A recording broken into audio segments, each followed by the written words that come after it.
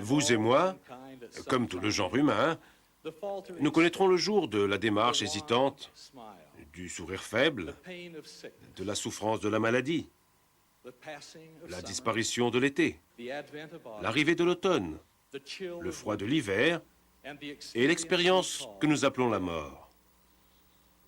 Nous pensons à Job, homme vénérable, qui s'exclama « Si l'homme une fois mort pouvait revivre ». Nous avons beau essayer de nous ôter cette pensée de l'esprit, elle y revient sans cesse, car la mort est le lot de toute l'humanité. Elle frappe les personnes âgées qui avancent d'un pas hésitant.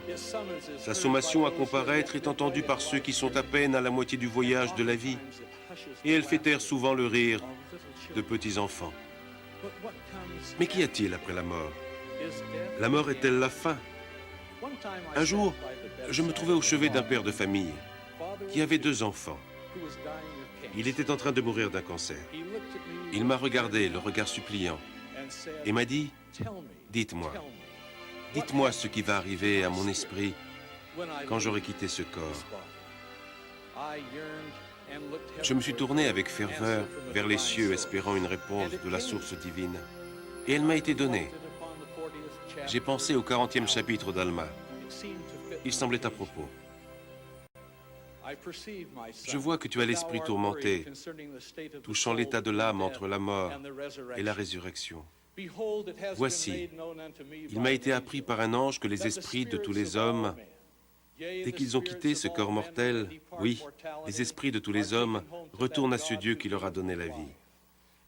Les esprits de ceux qui sont justes seront reçus dans un état de félicité, un état de repos, un état de paix, où ils se reposeront de tout souci et de toute peine. Mon ami reposa sa tête sur l'oreiller et d'une manière à peine audible, mais très éloquente, dit seulement « Merci ». Le corps de Jésus fut dans le tombeau pendant 3 jours. Puis, son esprit entra de nouveau dans son corps, et le Rédempteur ressuscité sortit, revêtu d'un corps immortel de chair et d'os. C'était la réponse au vœu de Job. Si l'homme une fois mort pouvait revivre. La réponse fut donnée quand Marie et l'autre Marie se rendirent au tombeau pour s'occuper du corps du Seigneur. Et quand elles découvrirent que la grosse pierre avait été roulée, elles furent accueillies par 2 hommes en vêtements resplendissants qui leur dirent « Pourquoi cherchez-vous le vivant parmi les morts? Il n'est pas ici, mais il est ressuscité. » J'aime ces paroles, il est ressuscité. J'aime les témoignages du Seigneur ressuscité. Je me réjouis du témoignage que Paul a rendu aux Corinthiens quand il leur a dit « Christ est mort pour nos péchés selon les Écritures. Il a été enseveli et il a été vu par ses faces, puis par les 12. Ensuite, il a été vu par plus de 500 frères à la fois. Ensuite, il a été vu par Jacques, puis par tous les apôtres. » Paul ajoute, « Après eux tous, il s'est fait voir à moi comme à l'avorton. » J'aime le témoignage du Seigneur ressuscité quand il est apparu à plus de 2500 témoins sur ce continent et qu'il leur a déclaré « Levez-vous et venez à moi afin de mettre les mains dans mon côté et aussi toucher la marque des clous dans mes mains et mes pieds, afin que vous sachiez que je suis le Dieu d'Israël et le Dieu de toute la terre, et que j'ai été mis à mort pour les péchés du monde. »